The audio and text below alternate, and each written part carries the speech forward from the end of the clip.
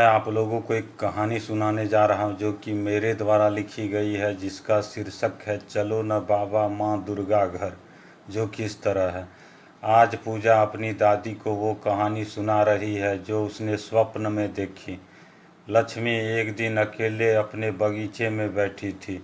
जब शाम को उसकी खोजबीन होने लगी तब पता चलता है वह पत्थर की तरह स्थिर मूरत बन गई है।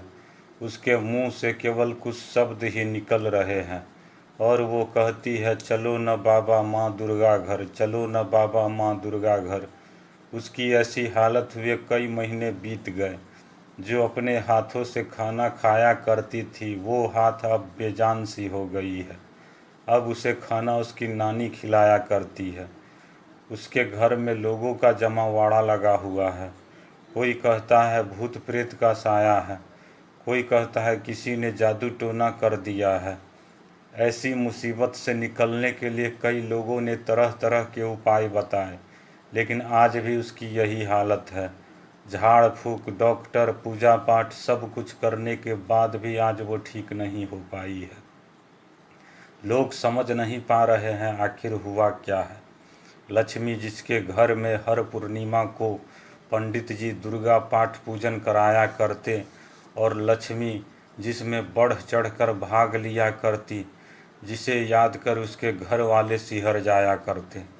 लक्ष्मी, जो माँ दुर्गा की मूर्ति को गुड़िया की तरह समझकर हर वक्त अपने सीने से चिपकाया करती रहती, आज वो खुद गुड़िया बनी हुई है। वहीं दूसरी ओर लक्ष्मी के पिता नाना साहब, जो यह सोच सोच कर चिंतित है, जिस दुख को अपनी ज़िंदगी ने वर्षों झेला आज फिर वो पीछा कर रही है। नाना साहब, जो कि किसी ज़माने में एक मशहूर डाकू हुआ करते थे, जिसने अपने जीवन के कई साल लूटपाट में बिताए, दर्जनों लोगों की हत्याएं की। कुछ समय तो वो ये सोचकर डरा करते कि इन कर्मों की सज़ा क्या होगी, लेकिन शांतमय जीवन की शुरुआत करने के बाद उन्हें खुशी मिलने लगी और वो भूल गए कि बुरे कर्मों की सज़ा भी होती है। आज वो रोज़ रोज़ लक्ष्मी के जिद पर उसे अपने कंधों पर बिठाकर गली गली जगह जगह घुमाया करते। लक्ष्मी कहती, चलो न बाबा माँ दुर्गा घर, माँ दुर्गा घर इधर होगी, माँ दुर्गा घर उधर होगी। उसके जिद के आगे नाना साहब की एक न चलती।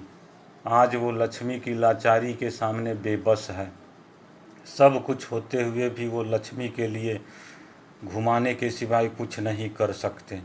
वहीं तीसरी ओर लक्ष्मी के गांव से कुछ दूर पहाड़गंज का लुटेरा सोमा आज भी खूब लूटपाट किया करता, जिसे देवी देवताओं पर जरा भी विश्वास नहीं था। उसके और दर्जन साथियों का बसेरा पहाड़गंज ही था। वो रोज़ लूटपाट हत्याएं किया करता और लूटपाट कर फिर वहीं लौट आया करता। लोग उसके नाम से थर थर काँपा किया करते, वो इतना जालिम था। वहीं देवलोक में नारद मुनि के द्वारा एक ही प्रश्न बार बार कहने पर माँ दुर्गा यही कहा करती, वक्त से पहले न तो कुछ हुआ है न कभी कुछ होगा। कोई भी अब अपने बुरे कर्मों से न तो बचा है न कभी बचेगा।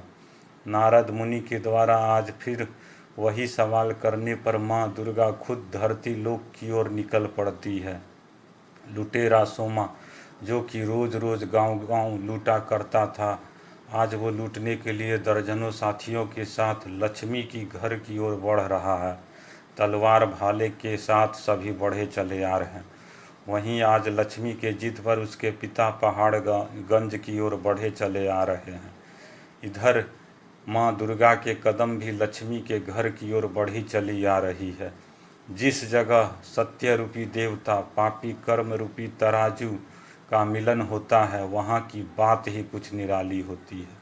माँ दुर्गा के कदम धरती लोक में पहुँचते ही आकाश में बादल रूपी साक्षात दुर्गा रूप धारण कर लक्ष्मी को दिखाई देती है और माँ दुर्गा अपनी माया रूपी शक्ति से उन लुटेरों में आधी की बुद्धि बदल डालती है, जिससे आधी लुटेरों की बुद्धि उल्टी हो जाती है। तब आधा लुटेरा आधा लुटेरों से तरह तरह के सवाल करने लगते हैं, जैसे बोल माता पिता की सेवा करेगा या नहीं, देवी देवताओं की पूजा करेगा या नहीं, सत्य की राह पर चलेगा या नहीं। इन सब सवालों का जवाब आधा लुटेरा न में देता है। तब सभी लुटेरे एक दूसरे से आपस में उलझ पड़ते हैं और सभी एक दूसरे को भाला तलवार से मार बैठते हैं। और इसी तरह लुटेरा सोमा और नाना साहब का भी सदा के लिए अंत हो जाता है। तब लक्ष्मी भी माँ दुर्गा को देखते ही पूर्ण रूप से ठीक हो जाती है। दोस्तों, यह कहानी हमें यह सिखलाती है कि हर इंसान को उसके अच्छे बुरे कर्मों का फल देर सवेर मिलता ही है, और जब आदमी गलत काम करने लगता है तो वह अंत काले विपरीत बुद्धि का परिचायक हो जाता है।